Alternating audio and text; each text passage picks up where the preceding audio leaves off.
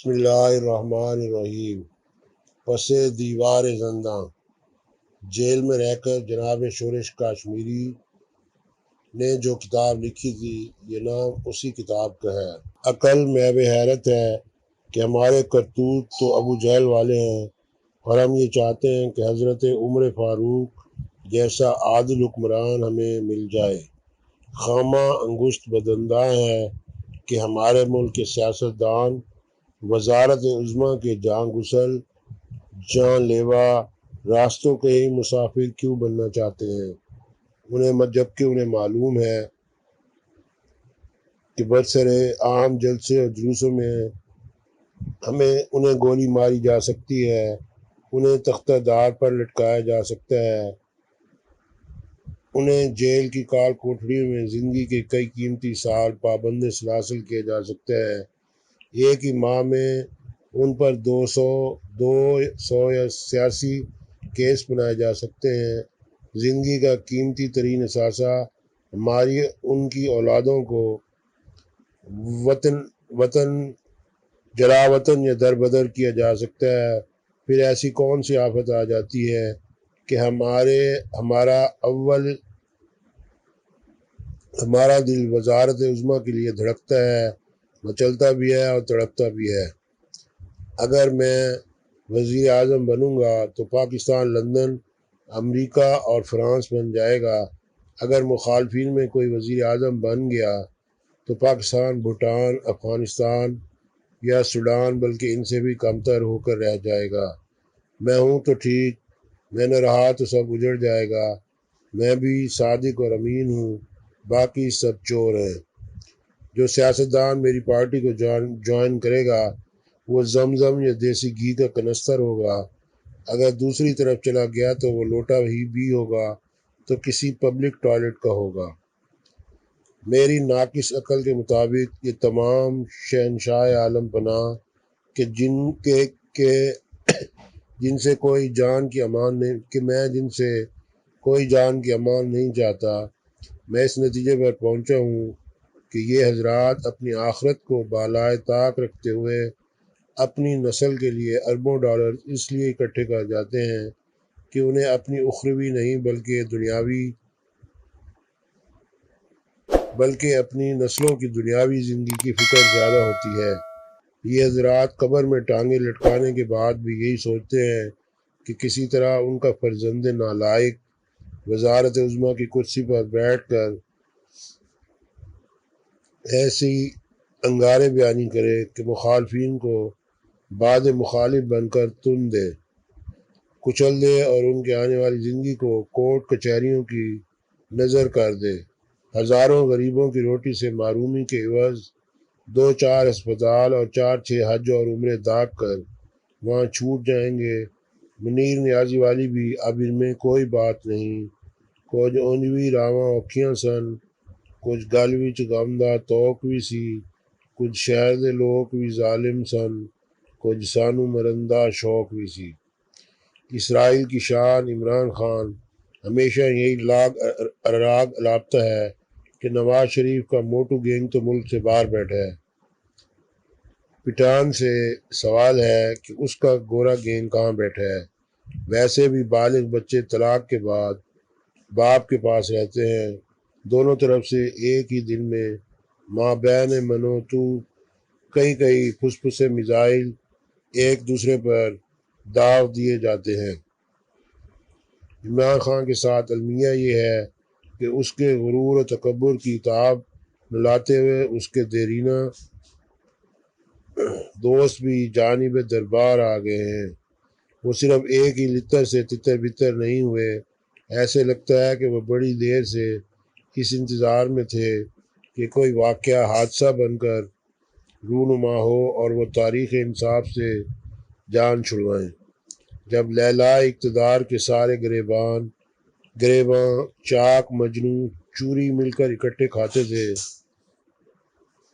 سندر مورتیوں سے اکٹھا پیار کرتے تھے، مگر وقت کا پہلا پہیہ الٹا گھومنے پر سبھی بادکش بذریعہ پتلی گلی رائے فرار اختیار کر گئے۔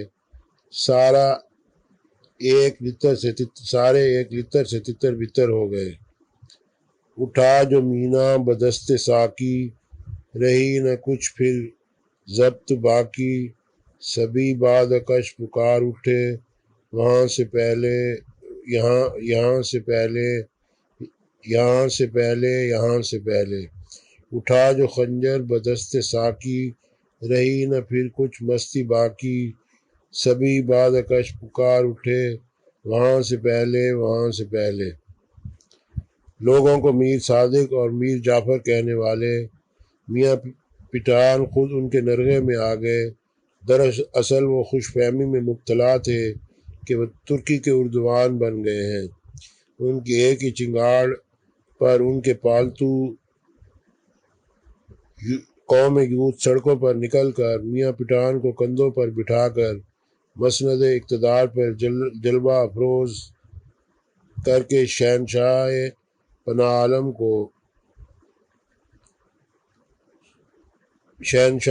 عالم بنا دیں گے۔ پھر یہ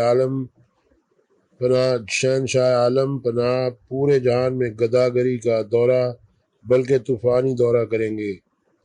یوسف نہ تھے مگر سر بازار آ گئے، خوش فہمیاں یہ تھیں کہ خریدار آ گئے۔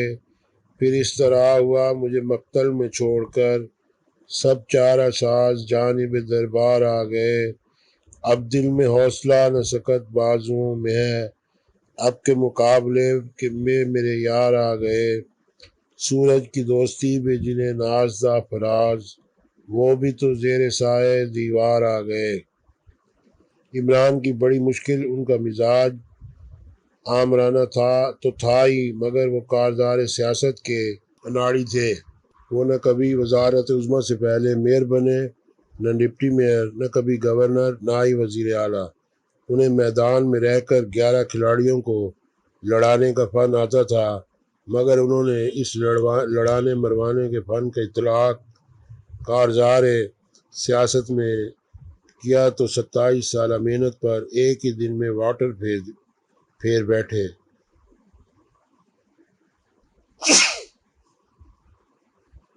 وہ میدان سیاست میں سیاسی کھلاڑیوں کی شاطرانہ چالوں کو نہ سمجھ سکے اور نہ تبلچیوں اور مالشوں کے پکے راگ نہ سمجھ سکے۔ پٹان نے جو اس قوم کی یوتھیوں کو یہ درس دیا کہ ملک میں موجودہ مخالفین کو بدتمیزی کے نیزوں پر لٹکا دو، انہیں مار ڈالو، انہیں جلا ڈالو، اینٹ کا جواب پتھر سے دو، تو وہ شاید بھول گئے کہ جو سانپ انہوں نے مخالفین کے لیے پالے تھے وہ انہیں ڈس سکتے ہیں بلکہ ڈس چکے ہیں۔ عمران خان خود ہی ایک عروج و زوال کی کہانی بن چکے ہیں۔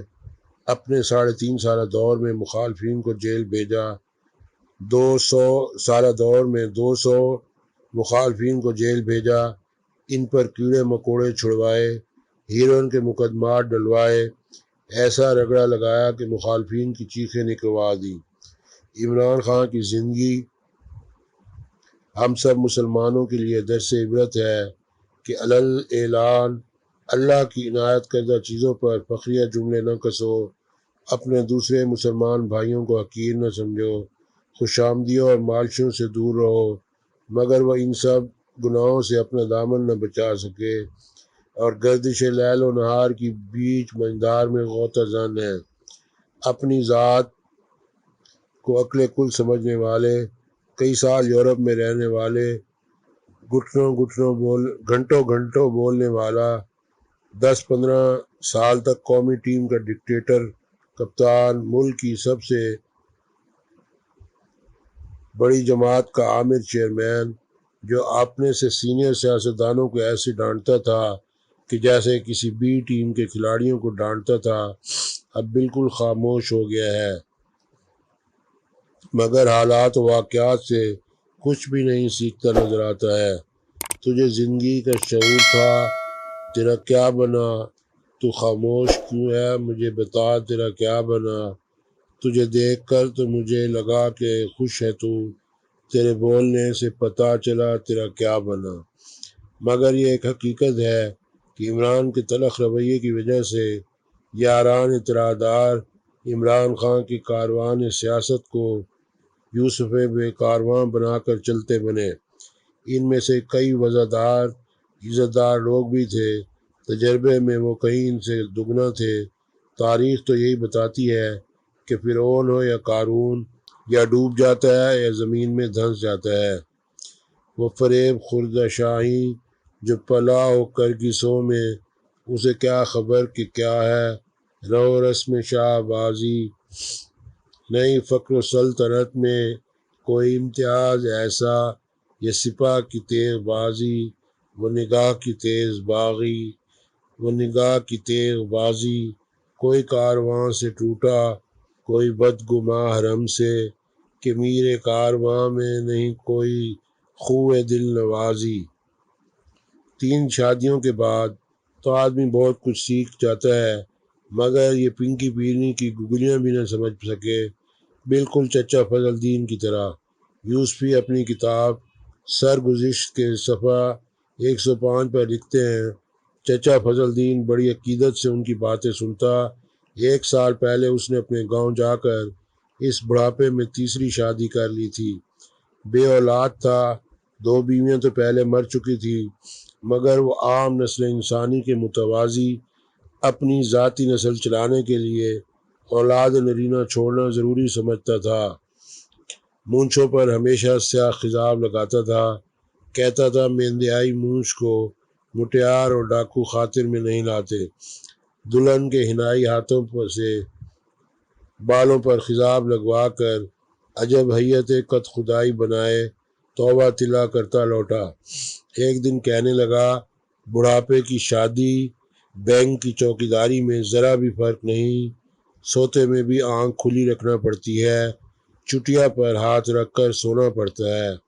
ہم نے گجراتی کی مثل سنائی کہ جوانی کی بیماری، ضعیفی کی مفلسی، جاڑے کی چاندنی اور بڑھاپے کی شادی پر حقے کا پانی، یعنی لعنت۔ بولا، میں تو ہر دفعہ حقہ تازہ کر کے پیتا ہوں۔ ہم نے کہا، چاچا تم نے 3 شادیاں کی مگر کوئی سبق حاصل نہ کیا۔ یہ بولا، کیوں نہیں کیا؟ آئندہ کسی بیوہ یا پکی عمر کی عورت سے شادی نہیں کروں گا، میری توبہ ہے۔ چچا فضل الدین اب زندہ ہوتا تو یوں کہتا، بینک کی چوکیداری، بڑھاپے کی شادی اور چیف صاحب کی نوکری میں ذرا بھی فرق نہیں، سوتے میں بھی ایک آنکھ کھلی رکھنا پڑتی ہے، سیاستدانوں کی دم پر پاؤں رکھ کے سونا پڑتا ہے۔ اگر ایسا نہ کریں گے تو بڑھاپے کی دلہن بھاگ جائے گی، بینک میں ڈاکہ پڑ جائے گا اور سیاستدان حضرات 100 روپے کلو کے حساب سے ملک بیچ کر بیرون ملک بھاگ جائیں گے، پکڑے جانے پر پسِ دیوار زندہ ہو جائیں گے۔ پسِ دیوار زندہ صرف سیاستدان یا عمران خان ہی نہیں ہو جائیں گے۔ IMF کی بنائی ہوئی یہودی لابی نامی جیل میں پاکستان کے غریب طبقات، دہاڑی دار، تازہ کمائی کرنے والے، رکشہ ڈرائیور، ریہڑی لگانے والے، پھل فروٹ بیچنے والے، 50 درجہ حرارت میں جنوبی پنجاب میں کام کرنے والے مستری مزدوروں گھروں میں اب 3 وقت کا کھانا تو چھوڑیے، 1 وقت کے بھی لالے پڑے ہوئے ہیں۔ ادھر صوبائی اسمبلی، قومی اسمبلی اور سینٹ کے ارکان اپنی مراعات بڑھوا رہے ہیں۔ بے ضمیری کی بھی کوئی حد ہوتی ہے، اے حد توڑنے والے۔ 10 سے 15 لاکھ کرنے والا ایک آفیسر نہ جانے کس مستی میں لامحدود پٹرول، میڈیکل، 2-4 کوک کی سہولیات وصول کر رہے ہیں، جبکہ 20,000 کمانے والا مزدور صرف 1 پنکھا اور 1 بلب جلانے کے 10,000 سے 15,000 بل کن گناہوں کی سزا میں بھر رہا ہے۔ پاکستان کی صوبائی، قومی اور سینٹ میں آنے والے جو قانون میں خود ہی ترامیم کر کے خود ہی اپنی مراعات بڑھوا لیتے ہیں، کیا اسمبلیوں میں آنے سے پہلے یہ کم و بیش 1200-1300 لوگ بھوکے مر رہے ہوتے ہیں؟ کروڑوں روپے خرچ کر کے اسمبلیوں میں آنے والے ضمیر کے سوداگر کس خوشی میں لاکھوں روپے ماہانہ لوٹ رہے ہیں۔ ان کی مرضی کہ وہ اسمبلی میں آئیں یا نہ آئیں، کوئی کام کریں یا نہ کریں، ایک دوسرے پر گند اور گالم گلوچ اچھال کر چلے جائیں، کوئی پوچھنے والا نہیں۔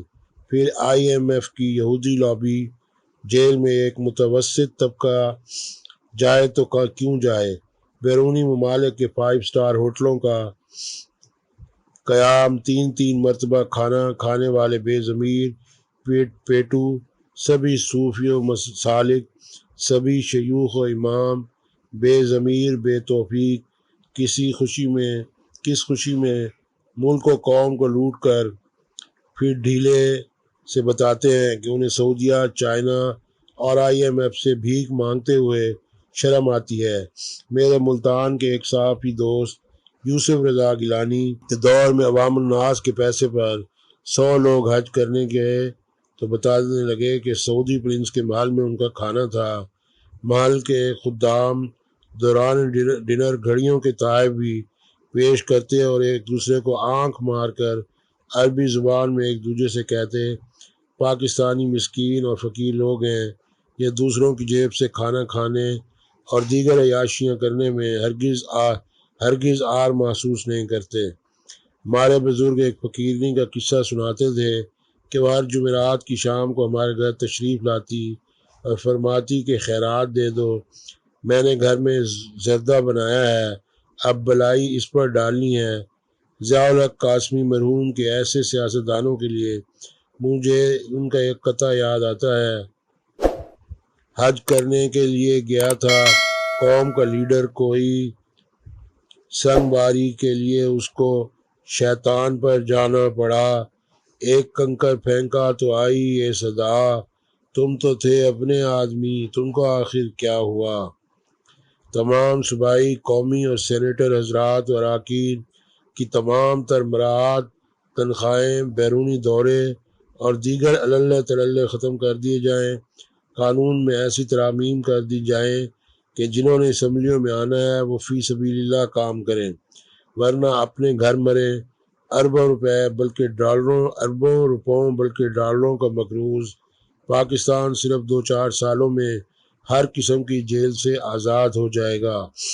کپتان عمران خان کے علاوہ مفت خوروں سے بھی نپٹا جائے، ریٹائرڈ حضرات کو بھی صرف تنخواہ یعنی پنشن دی جائے، مراعات کا بالکل خاتمہ کر دیا جائے، پٹرول بند، مفت کی بجلی بند، مفت کا میڈیکل بند، مفت کے بیرونی دورے بند، تو انشاءاللہ IMF کی جیل سے ہر پاکستانی آزاد ہو جائے گا۔ قرض کی ملائی کھانے سے بہتر ہے کہ بن ملائی کے زردہ کھا لیا جائے۔ عمران خان کے پیچھے اسرائیل، امریکہ اور اندرونی بیرونی بڑی طاقتیں سب ہیں، وہ تو ایک دن قید سے آزاد ہو جائے گا۔ غریب پاکستانیوں کے لیے کون بڑی طاقت بنے گا، یا یہ قوم اپنی بقیہ زندگی IMF کی جیل میں پس دیوار زندہ گزارے گی؟ ابھی تک آدمی صید زبون شہر یاری ہے، قیامت ہے کہ انسان و انسان کا شکاری ہے۔ یہ وطن تمہارا ہے، تم ہو پاسباں اس کے۔ صدر پاکستان، اب میرے وطن عزیز میں ہم ہیں، خواہ مخواہ اس میں اب ہمارے ملک کی کیفیت یہ ہو چکی ہے کہ صدر، وزیر اعظم اور دیگر بڑی قوتیں شراب میں دھت ہوں، اور اگر کوئی غریب لاوارث نشہ کر لے تو پھر پس دیوار زندہ بقیہ زندگی گزرے گی۔ کسی نے کیا خوب کہا ہے، صاحب پی کر نکل جائے تو فیشن، صاحب پی کر نکل جائے تو فیشن، جمن پی کے بہک جائے تو نشہ ہے۔ اب درخواست ہے کہ چینل کو سبسکرائب کریں اور آئیکن کا بٹن پریس فرمائیں۔ بصورت دیگر ہم آپ سے ہرگز خفا نہیں ہوں گے۔ اس سے پہلے بھی ہزاروں لاکھوں چینل سبسکرائب کرنے سے ہمارے معاشرے میں کون سا سدھار پیدا ہو گیا یا کون سا بیمار شفا یاب ہو گیا ہے؟ آپ یہ کہہ سکتے ہیں، میری انگلی میری مرضی۔